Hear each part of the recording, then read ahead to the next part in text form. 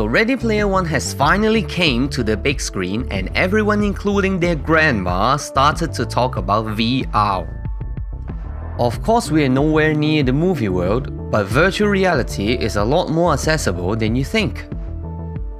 In this video, I will tell you how you can use VR with your teaching. My name is Lance Tiesling. I'm in middle school in Eagle Grove, Iowa. Eagle Grove is not a very tall place. It's actually very flat. This is the tallest building on Main Street. It is about 50 feet tall. When I grew up, I want to be an architect and design skyscrapers. Yesterday at school, we went on a class trip, but this was not a normal trip with buses. This was something very different. The very first expedition we went on was to the Burj Khalifa. Go ahead and grab two hands and put them up to your face. It's so tall.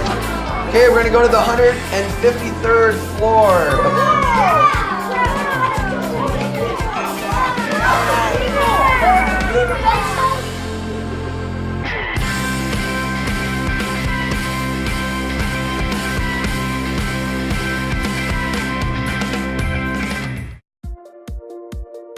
The app we are going to use this time is Google Expedition.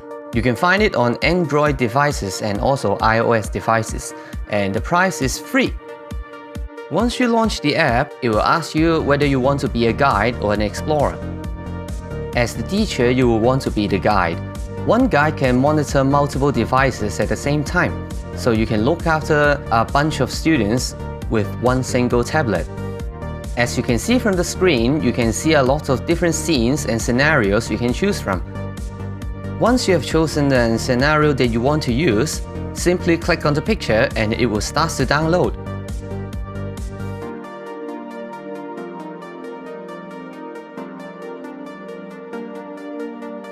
There are lots of expeditions that you can choose from. Like this one is the trip to Jupiter by NASA.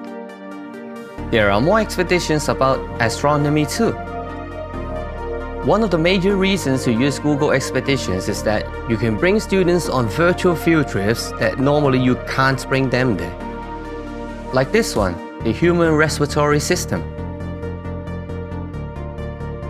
Or maybe you just want to show your students the world without even leaving the classroom. With that said, a lot of you may be thinking, is this really difficult to do? Actually, it's not. I think now we can move on to the actual operation of the application itself. First of all, make sure all your devices are connected to the same Wi-Fi. Find the guide on the Explorer's phone and join the tour. Then, you can click on one of the expeditions to start the preview. Once everything's set, you can click on the play button to start the tour. Now the explorers can look around on their devices. The smiley faces shown on the guide's device tells you where the explorers are looking at. Now you can look in the tab and find some guiding questions. You can use them to help your students learn, or you can ask your own questions. Now you can see some circles on the tab. Those are the points of interest. Those are some marked areas made by the developers. Once you click on it, a circle will be shown. If the students are not looking at that place, an arrow will pop up on their screen to help them find the circle. You can also find a pencil on the top right corner if you want to write down something on the screen. As you can see, the words will be shown on the explorer's devices immediately.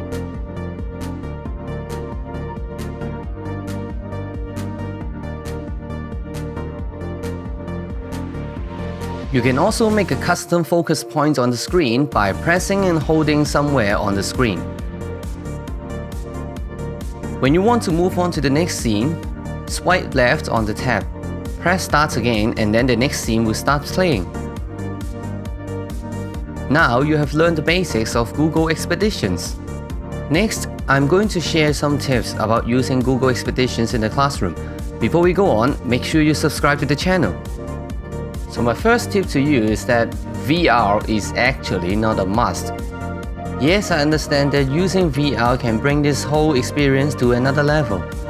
If you only have smart devices around you without the headsets, and you still find the features in the Google Expedition apps very useful, you can just use it with smartphones and tablets while using the full screen mode. It's still a very immersive experience, to be honest, and I'm sure the children will enjoy the virtual field trip this way. My tip number 2 is start from Google Cardboard. If you just want to try and use VR in your classroom, it's not necessary to get these fancy VR headsets, but instead, you can use Google Cardboard.